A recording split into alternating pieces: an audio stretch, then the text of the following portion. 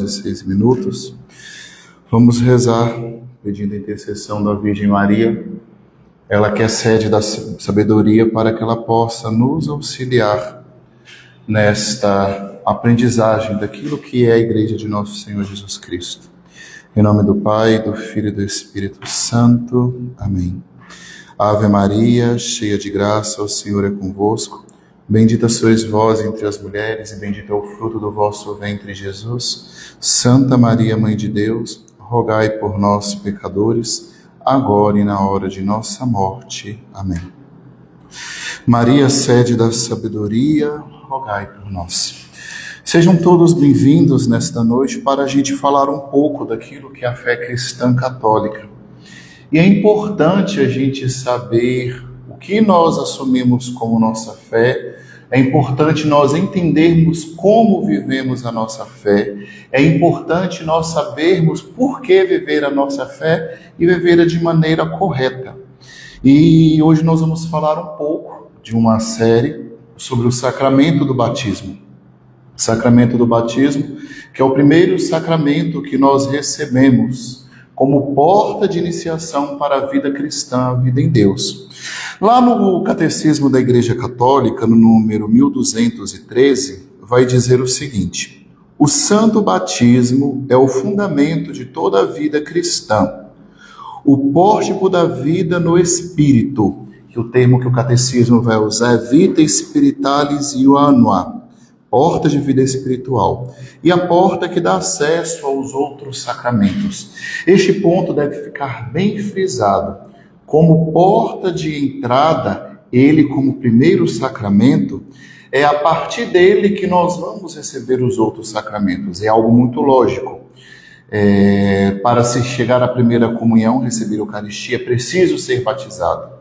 Para se confessar, é preciso ser batizado. A menos numa espécie específica de matrimônio, mas para se casar, precisa de ser batizado. Para o crisma, precisa de ser batizado. Unção dos enfermos, precisa de ser batizado.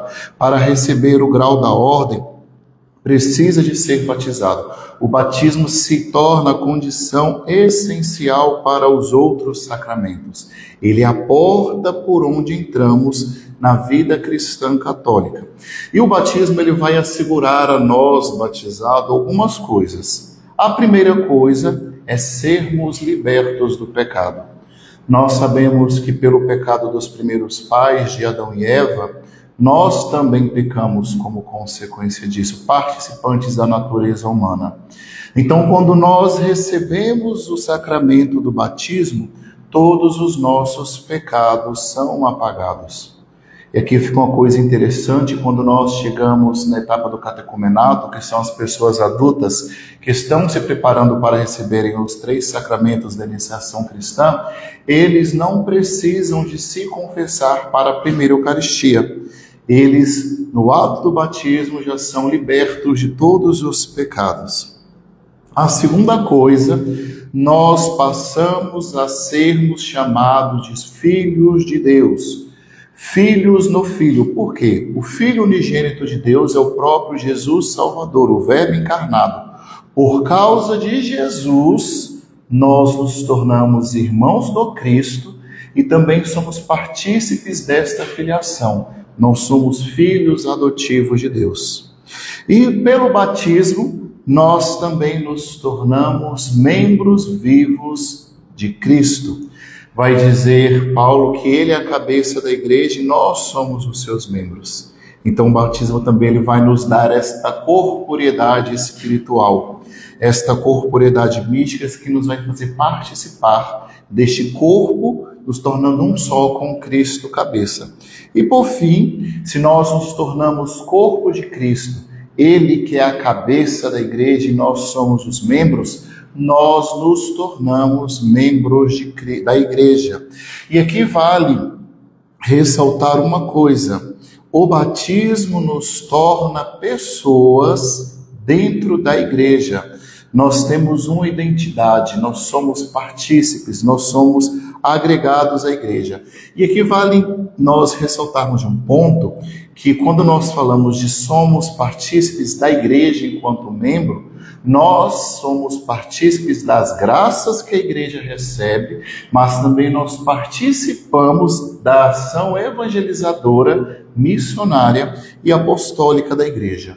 Recapitulando, pelo batismo, somos libertos do pecado, nós nos tornamos filhos de Deus, nos tornamos membros de Cristo, cabeça, e somos incorporados à igreja enquanto membros.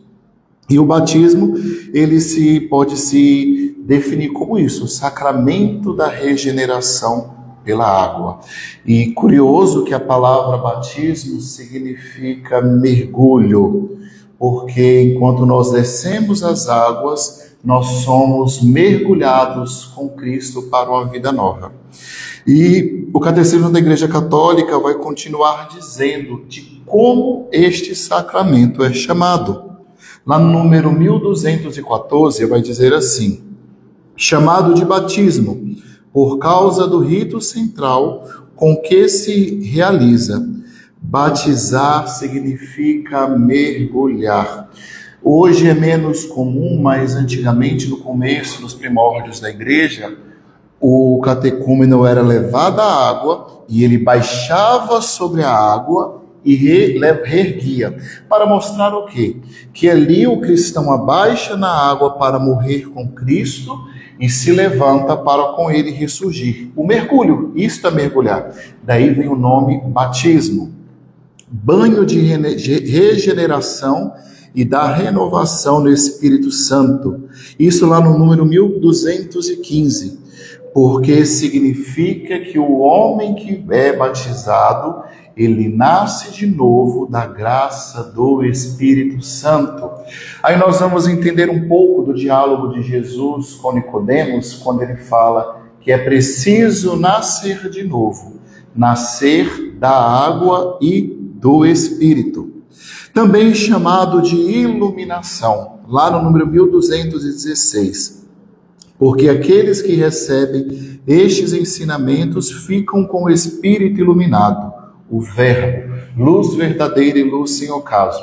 Isso nós podemos perceber de maneira mais simples quando nós vamos olhar os catecúmenos, que passam aquele período de preparação, fazem todo o rito do catecumenato, e ali eles são instruídos na verdadeira fé da igreja, que a fé da igreja não é fé dos homens, nós temos que entender isso.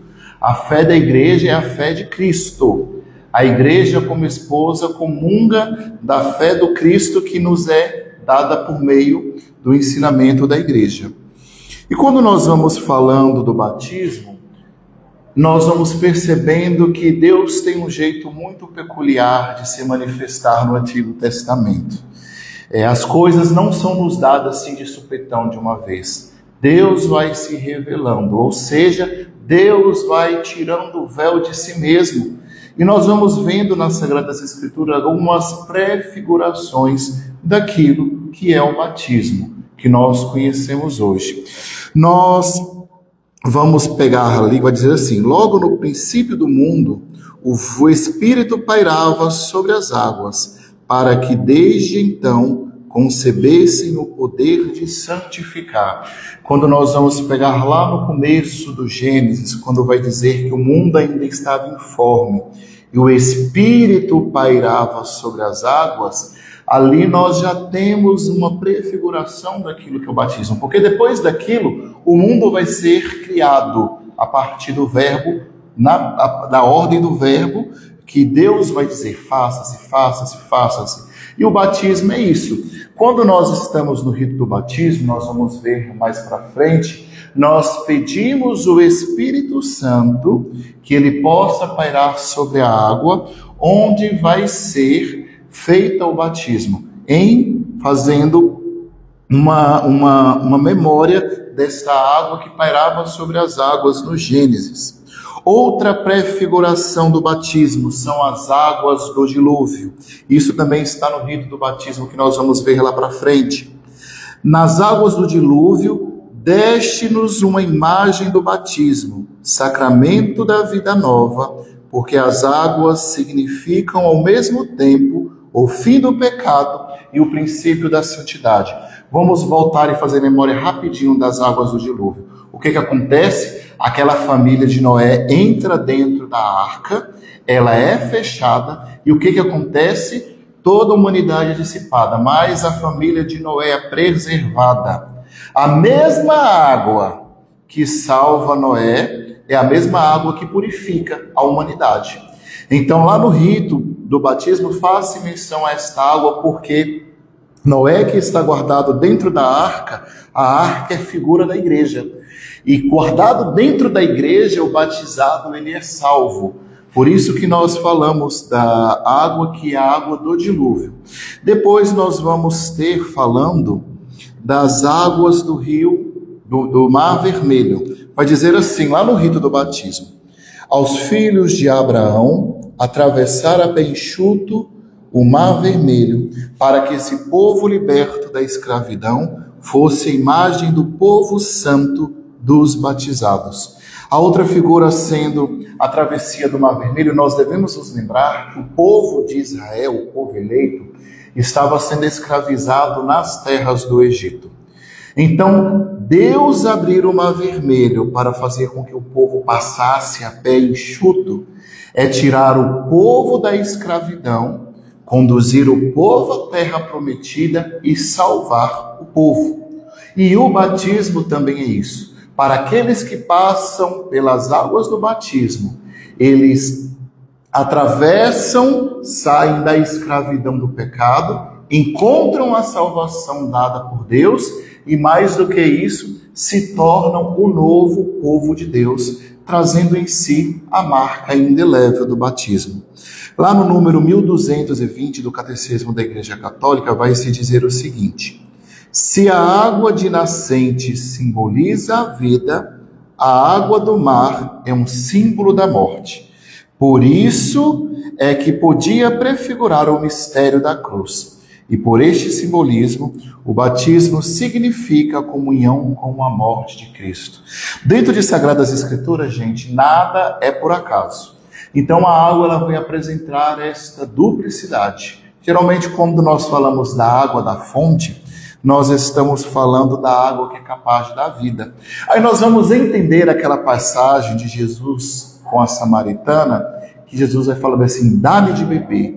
E no fim, ele vai falar bem assim, que ele mesmo daria de beber se ela pedisse. É a água da nascente, a água do poço, que é a água da vida. Ao contrário, a água do mar, ela apresenta este simbolismo da turbulência.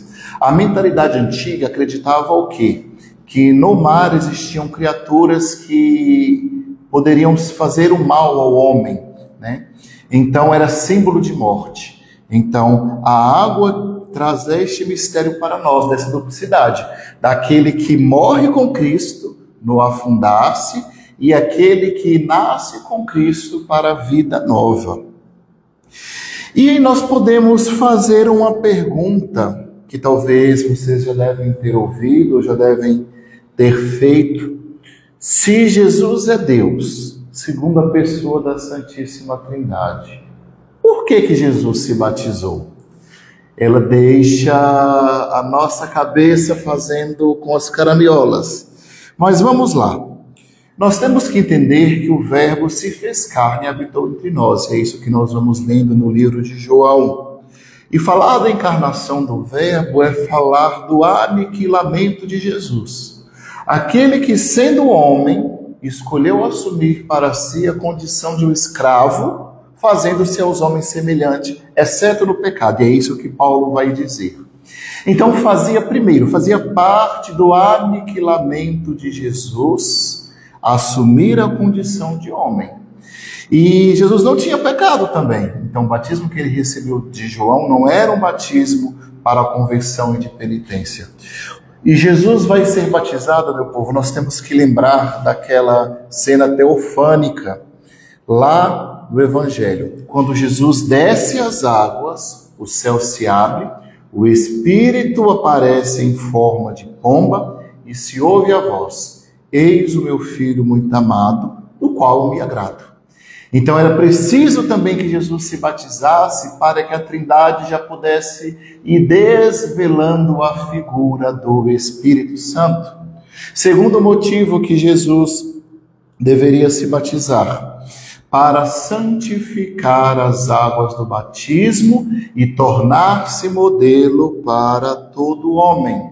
Por isso que Jesus devia se batizar. E vai dizer aqui, destinado aos pecadores para cumprir toda a justiça. Este gesto de Jesus é uma manifestação do seu aniquilamento e da manifestação teofânica da Trindade. Jesus, e mais do que isso, aí nós vamos respondendo por que Jesus se batiza, e já respondendo da manifestação do Espírito Santo quando o céu se abre em forma de pomba, nós também poderíamos nos perguntar, se Jesus é Deus e ele age no Espírito se dirigindo ao Pai, por que o Espírito Santo desceu sobre Jesus? É outra pergunta que deve ficar uma interrogaçãozinha na nossa cabeça. Eu já vou responder. O Espírito Santo que pousava sobre as águas, lá na primeira criação, em Gênesis, lembra que o Espírito pousava sobre as águas, criou-se o homem, né, lá no sexto dia, de acordo com Gênesis 1, e o homem é criado naquela primeira criação. Mas o homem pecou. O homem ficou maculado por causa do pecado dos primeiros pais, de Eva e de Adão. Jesus, enquanto verbo encarnado, enquanto unigênito do Pai, cordeiro imolado e sem pecado, ele por si se torna a nova criação. Ele é o começo da nova criação do Pai. Ele é o novo Adão. Então era preciso também que o Espírito se manifestasse dizendo que, olha, assim como eu criei no começo tudo do nada, neste mundo onde o pecado existe, eu mostro que Jesus é o novo ungido, que ele é o começo da nova criação, que lá na frente, pela morte e ressurreição, os homens seriam incorporados a ele também, tornando-se nova criatura. Era para mostrar o primeiro dos viventes da nova criação. Aí nós vamos fazer memória daquela musiquinha que nós nos lembramos lá na Vigília Pascal. Banhados em Cristo, somos uma nova criatura. As coisas antigas já se passaram e com ele nós nascemos de novo. Era preciso que o Espírito manifestasse este simbolismo teológico a respeito do Espírito Santo. E continuando, lá no número 1225, vai dizer o seguinte: foi na sua Páscoa que Cristo abriu a todos os homens as fontes do batismo. Por isso que os catecúmenos são batizados no dia de Páscoa, no rito litúrgico onde o círio, que é a figura do Cristo ressuscitado, ele é mergulhado naquela água velha, se assim podemos dizer, e quando o círio surge daquelas águas, que é um mergulho, o círio de fato deve descer até a pia batismal, se para um tempo, e ele sobe para mostrar o quê? Cristo desce as águas do batismo para santificá-la, morrendo, e sobe das águas do batismo para santificá-la. E aquele é o dia ideal para aqueles que fazem o catecumenato para se batizarem, por causa da Páscoa do Senhor que garante a vida nova. De fato, ele já tinha falado da sua paixão, que ia sofrer em Jerusalém como um batismo com que deveria ser batizado. Um dos evangelhos, quando vão perguntar para Jesus se podiam assentar à sua esquerda e à sua direita, a resposta de Jesus vai ser: podeis tomar do cálice que eu vou tomar? E tomar deste cálice é falar de batismo. É um batismo de sangue que nosso Senhor deveria fazer. Ou seja, morrer para ressuscitar e nos dar vida nova. O sangue e a água que emanaram do lado aberto de Jesus crucificado são tipos do batismo e da Eucaristia, sacramentos de vida nova. E vai continuar dizendo, número 1226, o Catecismo da Igreja Católica: desde o dia de Pentecostes, que a Igreja vem celebrando e administrando o santo batismo, os apóstolos e os seus colaboradores oferecem o batismo a quem quer que acredite em Jesus. E nós vamos falar deste batismo que acontece em Pentecostes. E aí nós vamos falar isso, eu vou responder depois, eu não vou responder nesta live, porque na frente eu vou tocar nisso de novo. Aqui está falando do batismo de Pentecostes. Nós sabemos que o batismo ele é um sacramento, né?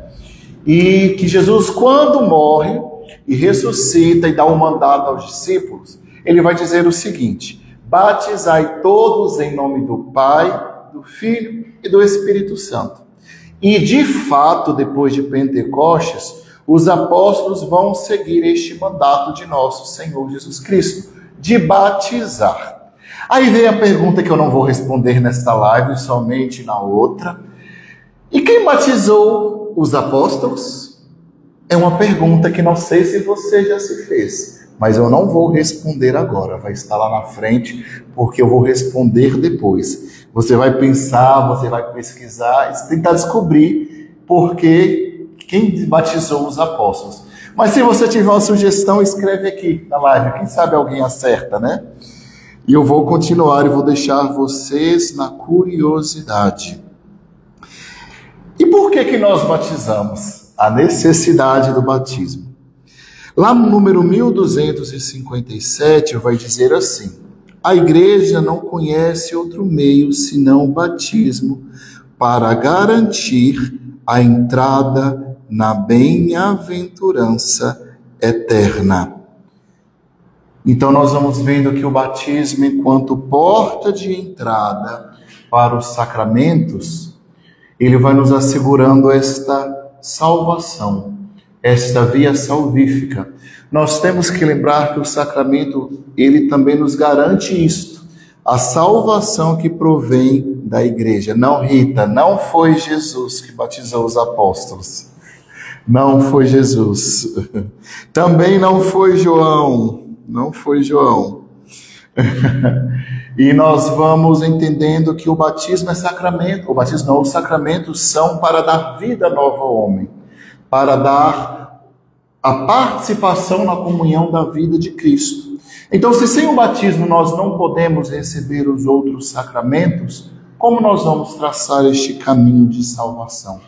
O batismo é essencial para isso. Não só o Espírito Santo, Silva, também não foi Pedro. Vamos lá, número 1258. Desde sempre, a igreja tem a firme convicção de que aqueles que sofrem a morte por causa da fé, sem terem recebido o batismo, são batizados pela sua morte por Cristo e com Cristo. Este batismo de sangue, tal como o desejo do batismo ou do batismo de desejo, produz os frutos do batismo, apesar de não ser sacramento. Eu brinquei com vocês que eu não iria responder quem foi que batizou os apóstolos, mas eu já vou responder agora. Vou ler pausadamente o número 1258. Depois você procure lá no Catecismo da Igreja Católica. Desde sempre a igreja tem a firme convicção de que aqueles que sofrem a morte por causa da fé, sem terem recebido o batismo, são batizados pela sua morte por Cristo e com Cristo. Nós estamos falando aqui do batismo de sangue. Muitos cristãos, posso chamar assim por causa do batismo de sangue, estavam talvez no caminho do catecumenato, ou já tinham aderido à fé católica, mas não tinham recebido o batismo sacramental, morreram acreditando e tomando para si Jesus como o único Salvador. E tinham o desejo de receber o batismo sacramental, o batismo de água. Mas ou pelo martírio, ou pela doença, ou por uma fatalidade não receberam, a igreja vai abrindo as portas, que a igreja tem o desejo de salvar.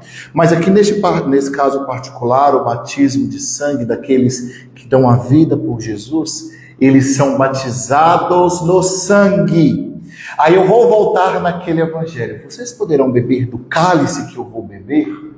E eles vão dizer sem entender ainda, vamos. E Jesus vai dizer, de fato, vocês beberão. Nós podemos falar que o batismo que os apóstolos foram batizados foi o martírio, o batismo de sangue. Por mais que receberam o dom do Espírito Santo em Pentecostes, provavelmente não passaram pelo rito sacramental de descerem as águas e subirem, mas derramaram o seu sangue, unindo o seu sangue ao sangue do próprio Jesus, cumprindo aquilo que o próprio Jesus tinha dito, que eles beberiam do mesmo cálice. E nós vamos também falar do batismo de desejo, que é aquele caso que eu falei, talvez eu comecei o catecumenato com desejo firme de receber o batismo e aconteceu a fatalidade, morreu, ou aconteceu outra coisa, não conseguiu receber o batismo e veio a óbito. No caso daquelas crianças que os pais estão gerando e antes de nascerem morrem, ou antes de serem batizadas morrem, mas já tinha essa intenção de fazê-las católicas e filhas de Deus, a igreja acolhe aquilo como batismo de desejo. Mas já vou fazer um adendo. Isso não nos pode deixar em um relaxo.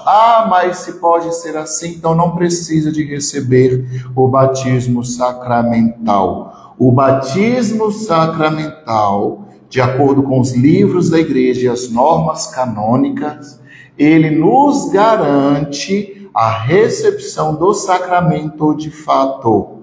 Porque uma coisa é o mártir que recebe, que sofre o martírio, ou talvez naquele desejo, mas é preciso estar em conformidade com aquilo que a igreja diz, que é o rito sacramental. E vai continuar. Para os catecúmenos, parágrafo 1259. Para os catecúmenos que morrem antes do batismo, o seu desejo explícito de o receber, unido ao arrependimento dos seus pecados, não é somente desejar receber o batismo, porque batizar-se requer conversão e arrependimento de pecado para os adultos. É preciso que se arrependa dos pecados e a caridade garanta-lhes a salvação que não puderem receber pelo sacramento. Está vendo que nós não podemos cair em um relaxo? É preciso haver o desejo do batismo, o desejo de conversão e o desejo de tornar-se filho de Deus, de tornar-se igreja e ser cristão. Todo homem que na ignorância do Evangelho de Cristo e da sua igreja procura a verdade e faz a vontade de Deus conforme o conhecimento que dela tem, pode salvar-se. Podemos supor que tais pessoas teriam desejado explicitamente o batismo e deles tivessem conhecido a necessidade. Dúvida que sempre perguntam para o padre. Número 1261. Quanto às crianças que morrem sem batismo, a igreja não pode senão confiá-las à misericórdia de Deus, como o faz o rito do respectivo funeral. Nós confiamos naquilo que eu dizia, que os pais tinham firme desejo e propósito de batizar aquelas crianças. E espero que hoje nós vamos parar por aqui, porque na próxima live nós vamos entrar na mistagogia da celebração. Todo rito que acontece, ele tem um porquê, ele é explicado. Nós vamos entrar um pouquinho nesta mistagogia e eu espero ter ajudado vocês a compreender um pouquinho dessa introdução sobre o batismo. Eu vou deixar esta live salva e vou deixar o link nos stories e vou jogar no YouTube, porque lá eu creio que é mais fácil a comunicação. E se você tiver alguma dúvida, pergunte lá no YouTube, ou deixe a sua dúvida aqui nos stories, que na medida do possível eu vou tentar responder a vocês, né? Como padre eu não sei resposta de tudo, né? Porque eu sou padre, e se eu não souber eu vou atrás. Vou consultar os livros da igreja, as pessoas com mais instrução, mas o importante é isso, meu povo, nós entendermos aquilo que nós assumimos viver. Nós não podemos, o que eu bato muito nesta tecla, nós não podemos viver somente a nossa fé por uma herança que nós recebemos da minha mãe, do meu pai, do meu avô, ou viver a nossa fé de forma laxa. Vai dizer São João Paulo II no documento Fides et Ratio, que fé e razão são duas asas que nos elevam para o céu. Ou seja, não basta somente nós ficarmos na fé. Nós temos que entender por que nós estamos vivendo a nossa fé. Entender para vivermos de maneira plena, de maneira correta e de maneira ordenada. Quando nós vamos vivendo a nossa fé de maneira desordenada, nós corremos sérios riscos de não vivermos a fé que nosso Senhor Jesus Cristo deixou à Santa Igreja. Então busque se formar, busque compreender aquilo que a Igreja te oferece, busque compreender aquilo que nosso Senhor deixou por meio da Igreja. E que o Senhor possa nos iluminar a todo tempo, para que possamos ser homens e mulheres sábios, pensar como a Igreja e para a Igreja. Então, logo nós teremos a nossa próxima live, e se desejarem, revejam a live no YouTube e mandem as perguntas. A minha alegria é poder vasculhar, cavacar, para poder responder a cada um. E eu estou aqui com as relíquias de São Padre Pio e Santa Teresinha, e nós queremos pedir a intercessão deles, principalmente de Santa Teresinha, doutora da Igreja, e de São Padre Pio, homem de profunda fé e obediência à Igreja. Que desça sobre vós, pela intercessão de Santa Teresinha e São Padre Pio, e da Virgem Maria, sede da sabedoria, a bênção de Deus Todo-Poderoso, Pai, Filho e Espírito Santo. Que o Espírito Santo nos ilumine rumo à santidade.